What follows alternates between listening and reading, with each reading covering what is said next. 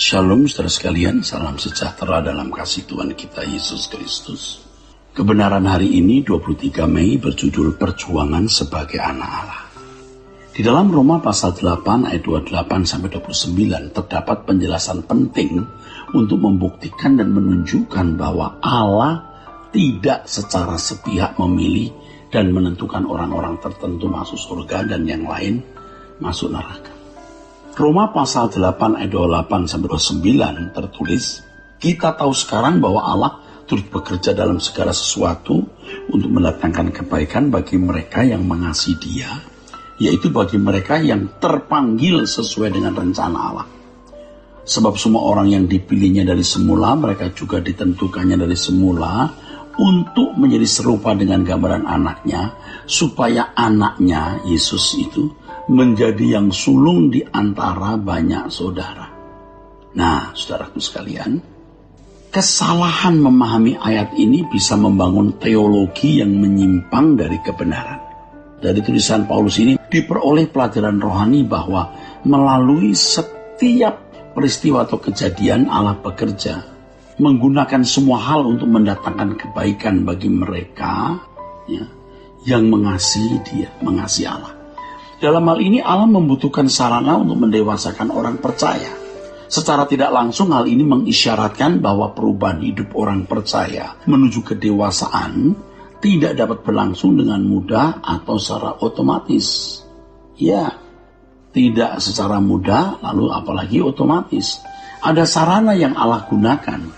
Di pihak lain juga ada perjuangan, baik dari pihak Allah melalui Roh Kudus dan orang percaya yang menerima penggarapan Allah tersebut. Hal ini memberi petunjuk penting bagi kita, sangat penting, bahwa respon manusia dalam menyambut anugerah keselamatan yang Tuhan berikan itu harus ada, saudara. Harus jelas. Karena hal mengasihi Allah merupakan hal yang bersifat pribadi, tentu Allah tidak akan berintervensi. Allah tidak akan berintervensi, saudara. Tidak akan masuk dalam jiwa atau hati manusia lalu berintervensi di situ. Membuat orang itu menerima Yesus, mengalami kelahiran baru atau tidak. Pasti bukan demikian. Dalam Roma 8 ayat 29 tertulis, sebab semua orang yang dipilihnya dari semula, mereka juga ditentukannya dari semula untuk menjadi serupa dengan gambaran anaknya, supaya Yesus anaknya itu menjadi yang sulung di antara banyak saudara. Kalimat orang yang dipilihnya dari semula menunjuk kepada orang yang hidup di zaman perjanjian baru, yang mendengar Injil dengan benar dan memiliki potensi jasmani dan rohani untuk merespon Injil dengan benar. Memang itu ditentukan orang-orang yang memiliki kesempatan itu.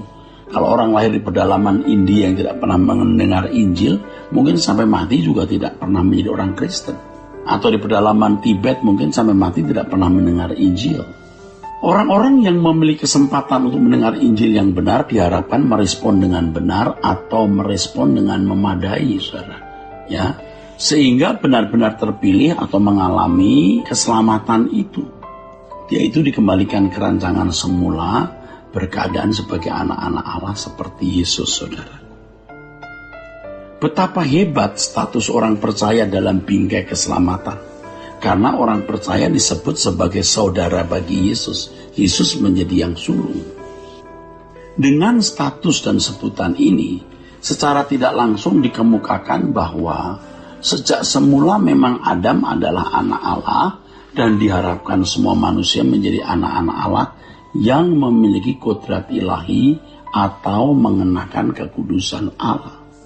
Dengan hal ini maka orang percaya dipanggil untuk hidup tidak bercacat dan tidak bercela atau memiliki kekudusan seperti Allah.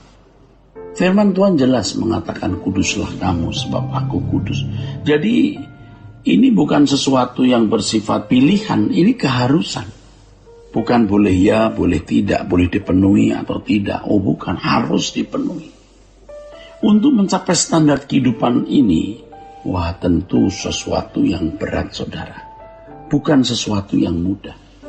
Dibutuhkan perjuangan yang sungguh-sungguh. Sebab banyak yang berusaha diselamatkan tetapi sedikit yang mencapainya atau memperolehnya.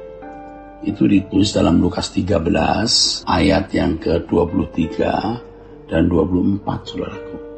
Yaitu ketika orang bertanya, Tuhan, sedikit sajakah orang yang diselamatkan? Ini banyak orang berusaha tapi sedikit yang masuk. Berjuanglah. Dalam Roma pasal 8 ayat 29 ini terdapat kalimat menjadi yang sulung di antara banyak saudara. Artinya Yesus menjadi yang sulung di antara banyak saudara. Kalimat ini menunjukkan bahwa Yesus telah memulai dan berhasil menjadi manusia sesuai dengan rancangan Allah semula. Hal ini berimplikasi kepada orang yang percaya kepada Yesus. Harus juga mengikuti jejaknya, mau tidak mau. Atau mencapai apa yang Yesus capai. Semua orang yang berkesempatan mendengar Injil dan berjuang sungguh-sungguh merespon kasih karunia dengan benar, dapat mencapai standar kehidupan seperti yang dicapai oleh Yesus. Itulah sebabnya orang percaya ditentukan untuk memiliki standar serupa dengan Yesus. Ya, yang dipilih manusia, yang ditentukan itu manusianya yang mendengar Injil. Nah, standarnya ini ditentukan oleh Allah. Jadi yang dipilih manusia yang ditentukan standarnya sebenarnya. Ya sebenarnya bisa dikatakan juga yang dipilih itu juga ditentukan. Tapi tidak pasti masuk surga. Itulah sebabnya orang percaya ditentukan untuk memiliki standar serupa dengan Yesus. Standar ini tidak boleh diturunkan. Memang sejak semula Allah mengendaki manusia berkeadaan seperti yang Dia kehendaki. Untuk itu orang percaya harus taat kepadanya. Harus taat kepadanya.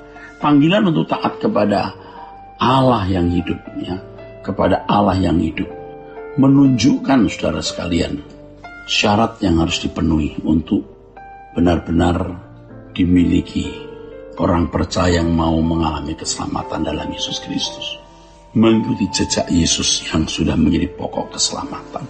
Dalam hal ini orang percaya dipanggil untuk tidak serupa dengan dunia, tetapi serupa dengan Yesus. Dalam Efesus pasal 1 ayat yang keempat, firman Tuhan mengatakan supaya kita kudus dan tak bercacat di hadapan Allah. Ayat ini menunjukkan bahwa orang yang mendengar Injil harus memiliki respon yang memadai atau respon yang benar untuk bisa kudus dan tak bercacat di hadapan Allah.